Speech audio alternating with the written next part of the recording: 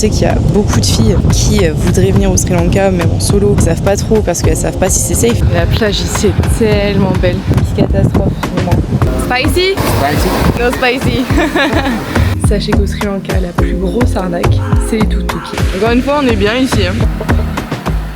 Hello les gars, j'espère que vous allez bien. On se retrouve aujourd'hui dans une nouvelle vidéo au Sri Lanka. J'ai fait un vlog, je pense qu'il sortira après cette vidéo parce que avec la situation au Moyen-Orient, j'en ai parlé déjà sur d'autres plateformes, mais je suis coincée au Sri Lanka. Voilà, j'ai trouvé une solution pour la fin de semaine en passant par l'Inde puis par Oman pour rentrer à Paris, que j'ai dû repayer de ma poche parce que Etihad nous a vachement abandonnés. Donc ça, c'est un autre sujet. Mais du coup, je me suis dit que ce serait intéressant de vous filmer une vidéo pour vous montrer un peu les prix au Sri Lanka, ce qu'on mange, etc. Actuellement, du coup, on est à Bentota. Bentota, c'est à 1h45 environ de Colombo, sur la côte ouest du Sri Lanka.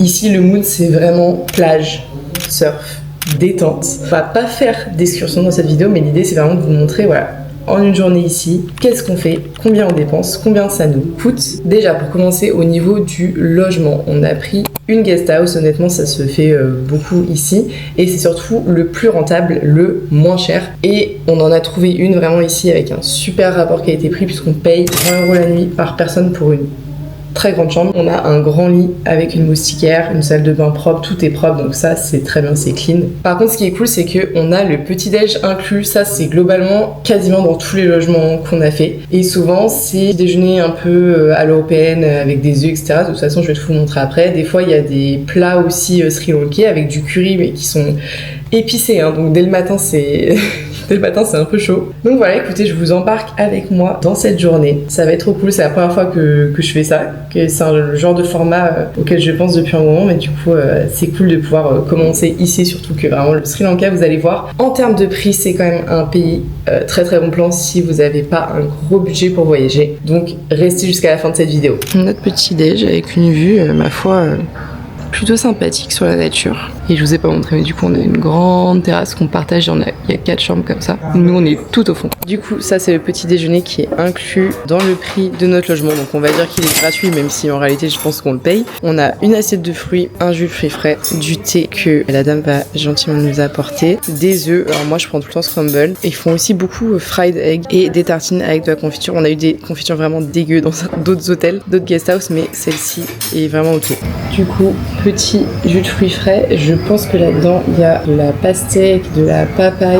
Honnêtement les fruits ça dépend des saisons. Eux ils ont 4 saisons. Pour les fruits à chaque fois c'est 3 mois, 3 mois, 3 mois. Et nous là on est dans la saison des mangues. Oh là là, les mangues elles sont incroyables ici. Et sinon ils ont une autre saison aussi pour tout ce qui est ramboutan, etc. Et le monsieur de notre guest house nous disait que vraiment quand c'est la saison vous avez 1 kilo pour même pas 1 €. Enfin c'est un délire. Donc là on a petits fruits de la passion, des clémentines parce que oui ils ont des clémentines ici. J'étais assez choquée de ça. Des petites bananes toutes petites qui sont différentes de chez nous et de l'ananas. Ici au petit j'ai un truc vraiment qui nous a impressionné en tant que personnes qui ont des origines bretonnes. Le beurre ici c'est du beurre salé. Je crois que c'est le premier pays où il y a du beurre salé. Perso j'adore. Et sinon au niveau des petits déj ici on mange vraiment hyper bien, c'est toujours hyper copieux, ce qui fait que souvent on va pas forcément manger le midi, donc aujourd'hui on va voir mais voilà, mais en tout cas on mange vraiment hyper bien ici, c'est vraiment le point positif du Sri Lanka, même si par contre pour les plats c'est souvent très épicé, donc on demande sans épices et même sans épices des fois ça pique. Avant d'aller à la plage on va passer au Cargill, c'est un supermarché d'ici,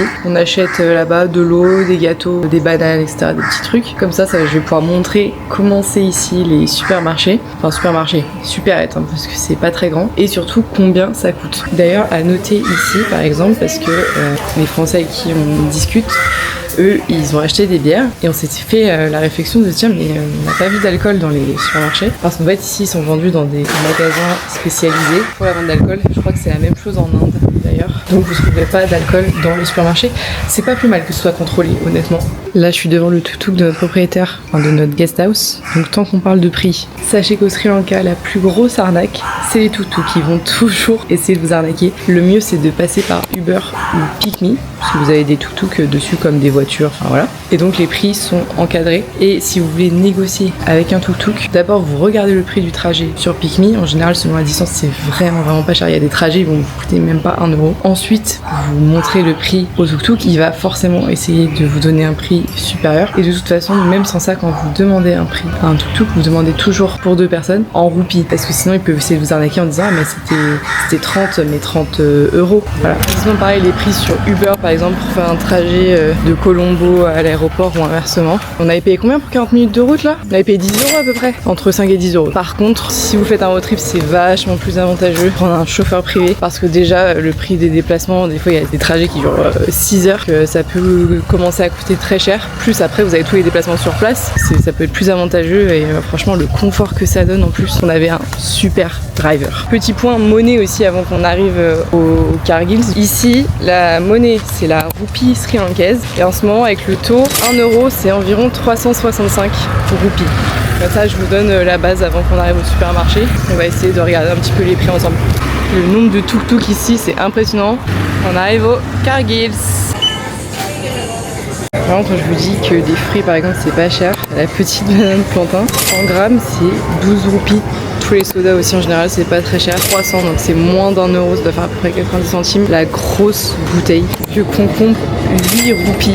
Ils ont des briques de ice coffee comme ça, on hésite à prendre les petites. On n'a pas testé encore, mais elles sont à 30 centimes, 32 par personne. Et la raison pour laquelle les fruits et légumes sont vraiment pas chers, c'est qu'en fait, ici, ils font tout pousser. Enfin, vraiment tout. Au niveau fruits et légumes, ils importent quasiment rien. Hello. Là, du coup, pour une bouteille d'eau, 3 petits ice coffee et des bananes, on a eu pour 137 roupies, donc ça fait un peu moins de 2 euros. Ouais, c'est ça, moins de 2 euros. J'ai encore un peu de mal, alors que ça fait 2 semaines et demie qu'on est là à faire la conversion. Petit chien. Coucou Mimi. Ça va? Je suis la folle au chien, moi. On va aller retirer de l'argent. D'ailleurs, ici, la meilleure banque pour retirer de l'argent.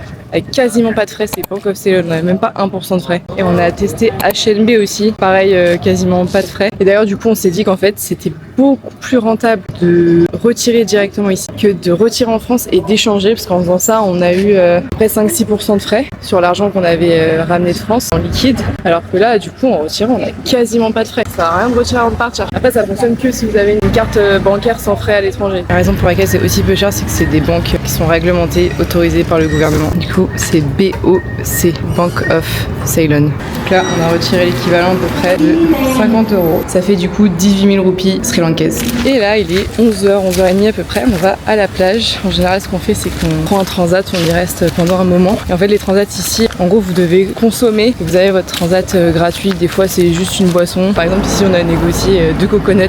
Et en échange, on a le transat pour la journée. Une coconut, ils les vendent 600, ça fait 1200, à peu près 3-4 euros. Voilà, ça c'est nos petits transats qu'on prend tous les jours. Moi qui n'ai pas trop l'habitude, j'aime bien bouger, mais là je suis un peu au repos forcé vu qu'on a déjà fini notre trip. La plage ici est tellement belle, plage de Bentota, et il y a personne. Et voilà, et on a mis notre petit drap qu'on a acheté à un monsieur sur la plage. 2300, ça fait à peu près 6 euros. Il est trop beau. Voilà, on n'est pas trop mal ici quand même. Ça pourrait être pire. Là, on est vraiment bien.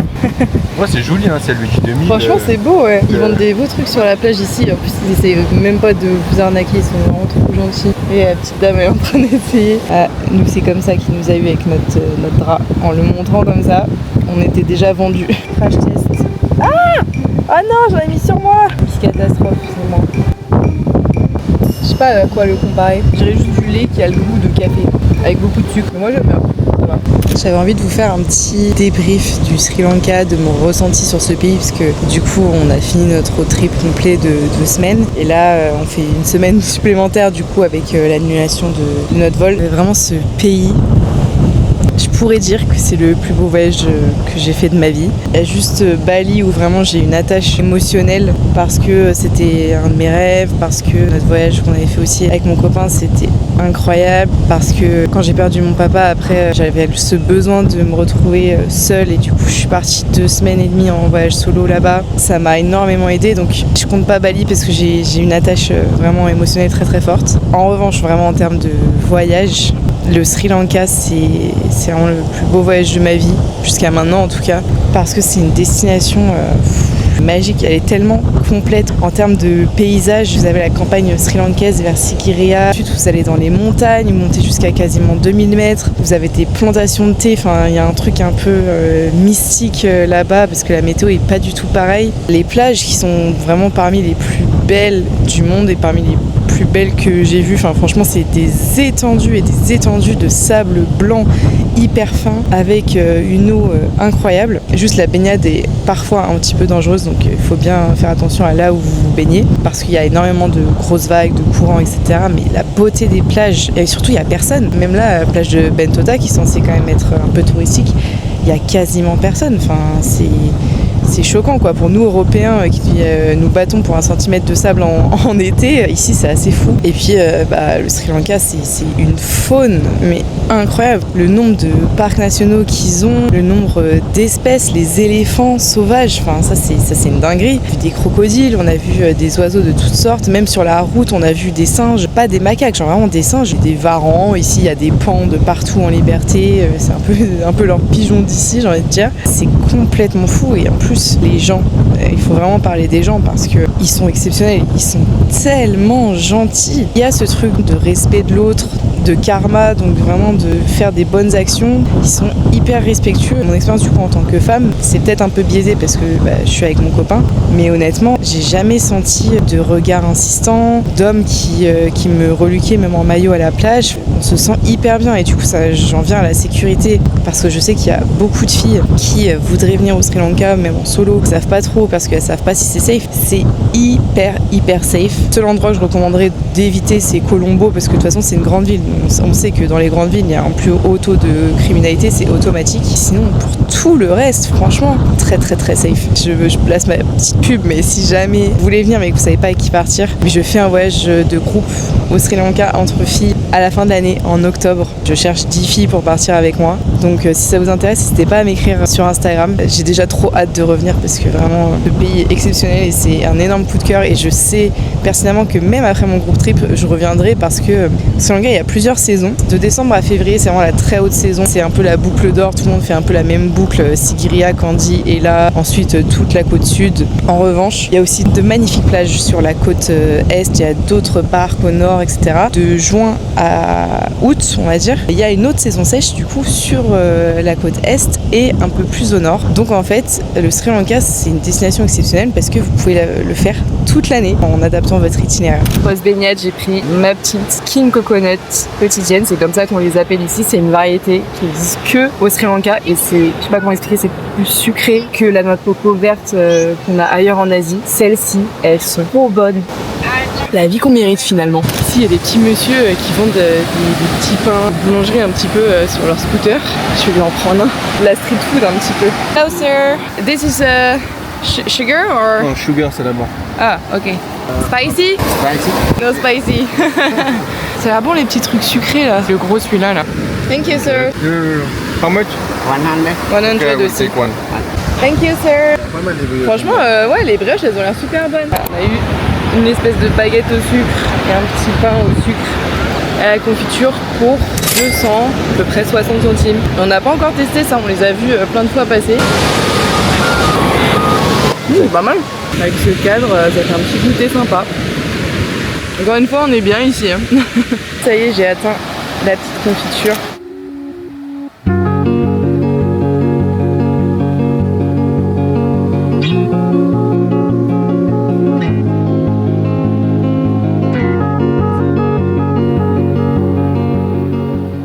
Bon, je viens de prendre ma douche, ça fait trop du bien la douche. Quand t'as passé une journée à la plage, t'es plein de sable, et que tu te laves les cheveux, que tu mets ta crème sur le corps, tu mets une jolie robe. Avant d'aller au resto, franchement, il y a peu de sentiments qui battent ça. Malheureusement, je peux pas les sécher parce que j'ai oublié mon sèche-cheveux, et que bon là, c'est une guest house, mais même dans les hôtels 5 étoiles, mettre jamais de diffuseur, mettre que l'embout plat là, sauf que quand on a les cheveux bouclés ou ondulés, pas sécher les cheveux avec ça, sinon on ressemble à rien. Donc je préfère les laisser sécher à l'air libre. Donc ce ce soir, on va aller manger au restaurant pour vous montrer un petit peu les spécialités d'ici. Je sais pas si on va aller retourner dans une adresse qu'on a déjà faite ou si on va en tester une nouvelle. Et ici, et dans mes voyages en général, j'ai arrêté vraiment de regarder sur les réseaux sociaux, trouver des adresses où manger. Honnêtement, la meilleure chose, c'est d'aller sur Google et de mettre des filtres type minimum 4,5 sur 5, plus de 100 avis. Et en général, c'est comme ça qu'on trouve nos restos. On a toujours super bien mangé. Donc vraiment, pour moi, c'est la meilleure technique. Et bien sûr, on regarde les commentaires récents parce qu'on sait jamais. Mais franchement, jusqu'à maintenant, ça nous a plutôt réussi. J'ai mis cette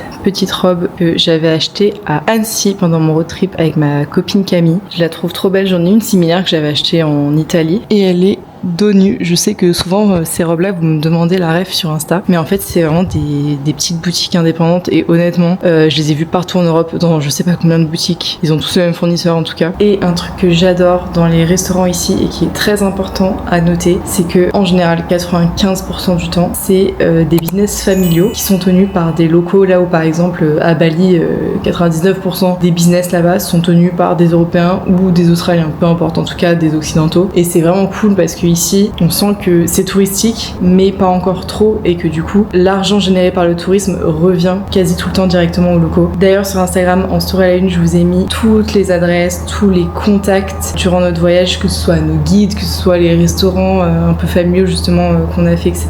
Parce que je trouve ça important de recommander ce genre de business et de permettre à des familles ici d'en vivre convenablement et d'avoir des business qui sont pérennes.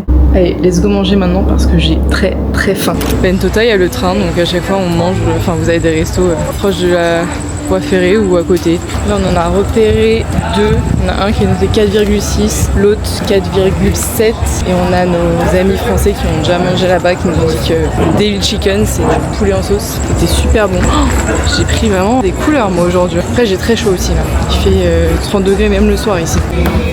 Sympa avec la musique live, c'est vrai que les rôtis c'était vraiment pas mal. Hop, ils prennent deux trucs pour partager. 600, ça fait 5 €, 4-5. Ici les spécialités sont un peu tout ce qui est fried rice, des vildes, c'est du poulet, des crevettes quoi à sauce. Il y a tout ce qui est curry, mais ça c'est très très épicé. Petit jus de mangue pour commencer à 950 roupies, ça fait à peu près 3 €. Et ça c'est un mango lassi, c'est plutôt indien je crois à la base, mais du coup c'est de la mangue mixée avec du yaourt et pareil c'est trop trop bon. Du coup on a pris un fried rice avec des crevettes et un David Chicken qui est du poulet en sauce qui a l'air vraiment hyper bon. David Chicken au début on savait pas trop ce que c'était, on pensait que c'est juste du poulet typique. En vrai c'est le meilleur truc ouais. Il pique un tout petit peu. Il pique un peu quand même. C'est ce que j'ai dit en fait, c'est quand même spicy. Du coup, on en a eu pour 7,50 € par personne. Manger au restaurant ici, c'est hyper abordable. On est 3 semaines plus tard et je me suis rendu compte que j'avais pas filmé d'outro à cette vidéo, tout simplement parce qu'après on a enchaîné les péripéties en Inde, etc. D'ailleurs, il y aura une vidéo sur un hôtel 5 étoiles en Inde, donc restez connectés. Mais bref, on a galéré pour rentrer chez nous quoi, donc j'ai pas filmé d'outro à cette vidéo. Mais la conclusion, c'est que le Sri Lanka, si vous avez un budget voyage qui est pas énorme, c'est vraiment mon plan. Si vous arrivez à trouver des billets d'avion qui coûtent pas trop cher, d'ailleurs en ce moment du coup je déconseille de passer par le Moyen-Orient, mais du coup après une fois sur place vraiment, nous avec notre pouvoir d'achat européen, je dis pas que du coup pour les Sri Lankais la vie est facile, pas du tout, mais ça reste très abordable pour nous. En tout cas je tenais à faire cette vidéo pour vous donner une idée de comment ça se passe une journée là-bas, combien ça coûte et bien sûr de vous donner mon retour sur ce voyage avec tous mes conseils parce que je sais qu'il y a pas mal d'entre vous qui veulent partir au Sri Lanka et j'espère qu'en tout cas ça vous aura donné envie. N'hésitez pas à vous abonner parce qu'il y a un vlog qui arrive sur le Sri Lanka et il est très très très long, donc je pense que je vais le poster même en 2 voire 3 parties. En tout cas il y a beaucoup de vidéos sur le Sri Lanka qui arrivent et d'autres vlogs voyage parce que j'en ai plusieurs qui sont dans mes fichiers que j'ai pas encore monté, donc là vous allez avoir beaucoup de vidéos qui vont arriver. Pensez à vous abonner, à mettre un like, voilà, ça soutient la chaîne et moi ça me donne voilà l'énergie de continuer. Je vous fais des bisous et on se retrouve dans un prochain vlog.